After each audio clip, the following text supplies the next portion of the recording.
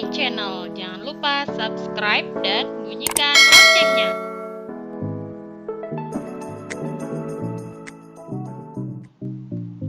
Halo anak-anak, hari ini kita akan belajar tema 4, subtema 2, pembelajaran 3, muatan IPS, PPKN, dan bahasa Indonesia. Anak-anak, perhatikan gambar berikut. Ini adalah gambar para petani sedang melakukan kegiatannya di sawah. Lalu, gambar yang kedua ada seorang laki-laki sedang menebang pohon. Nah, kedua gambar ini adalah interaksi manusia dengan lingkungan. Nah, interaksi manusia dengan lingkungan itu ada dampak positif dan negatifnya. Untuk gambar sebelah kiri, ini memiliki dampak positif yaitu dengan adanya kegiatan menanam padi, itu dapat melestarikan lingkungan. Kemudian, untuk yang sebelah kanan, ada dampak positif dan negatifnya. Dampak positifnya adalah manusia bisa memanfaatkan sumber daya alam dari pohon, yaitu kayunya digunakan untuk membuat lemari, meja, kursi, dan lain-lain. Sedangkan dampak negatifnya, jika tidak ada penanaman kembali pohon, maka akan menyebabkan longsor, banjir, dan lain-lain. Nah, itulah. Jadi manusia harus pandai memanfaatkan lingkungan sesuai dengan kelestarian alam.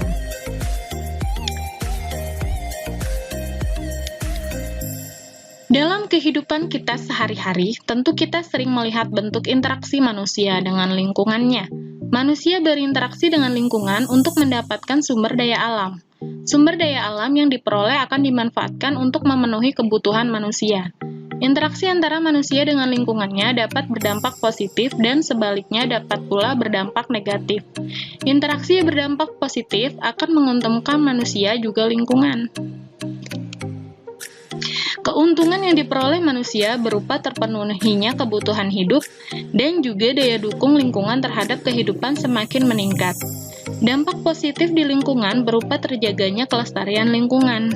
Sementara itu, interaksi lingkungan yang berdampak negatif akan merugikan manusia dan lingkungan. Lingkungan menjadi rusak sehingga daya dukung terhadap kehidupan menurun bahkan dapat menyebabkan bencana bagi manusia. Contoh interaksi dengan lingkungan yang berdampak positif adalah kegiatan pelestarian alam, seperti menanam padi, menanam pohon. Lalu, contoh interaksi dengan lingkungan yang berdampak negatif adalah pengambilan sumber daya alam dengan sembarangan dan tidak memperhatikan kelestarian alam. Contohnya adalah penebangan pohon secara sembarangan dan pengambilan ikan dengan bahan peledak di laut.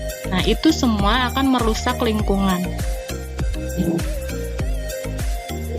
Nah, selanjutnya kita akan membaca kisah pengguna jalan.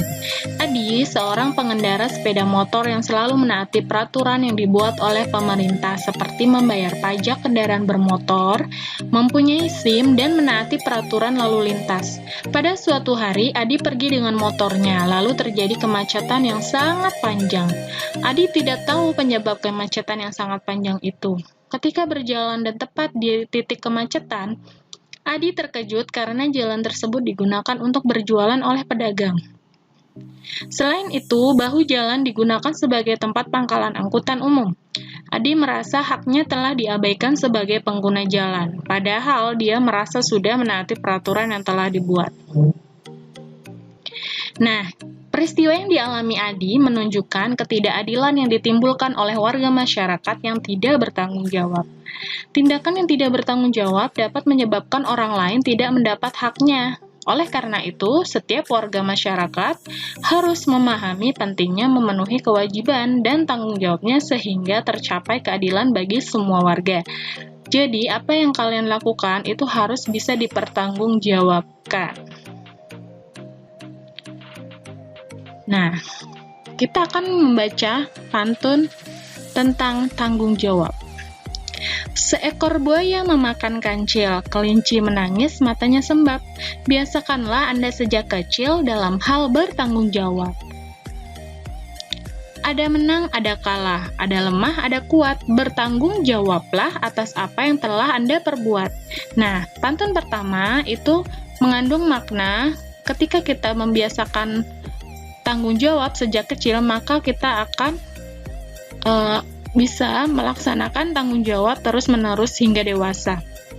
Kemudian, yang kedua, bertanggung jawablah atas apa yang telah Anda perbuat. Jadi, apapun yang kita kerjakan, kita harus bisa bertanggung jawab dengan semua yang telah kita perbuat.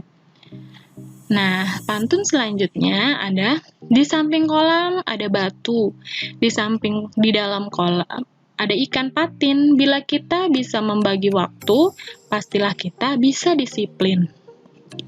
Biarlah orang bertanam buluh, mari kita bertanam padi. Biarlah orang bertanam musuh, mari kita menanam budi. Nah, untuk pantun yang sebelah kiri ini mengandung makna bahwa kalau kita bisa membagi waktu kita, maka kita akan bisa disiplin.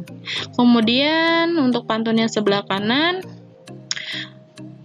sebagai manusia, biarkanlah orang lain tidak suka dengan kita, tapi tetap kita berbuat baik kepada mereka. Lalu, Nina senang bermain congklak. Main congklak bersama Mary. Rezeki tidak saya tolak, musuh tidak saya cari. Nah, di sini mengandung makna bahwa kita tidak akan menolak rezeki yang kita dapat dan kita tidak mencari musuh gitu. Terus selanjutnya, jalan-jalan ke pelebuhan ratu.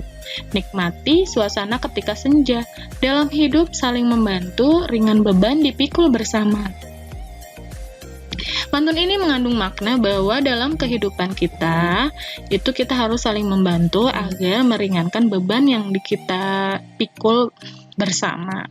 Nah, anak-anak, jadi kalian bisa ya membuat pantun bertema tanggung jawab. Nah, cukup sekian pembelajaran kali ini. Sampai jumpa di pembelajaran selanjutnya.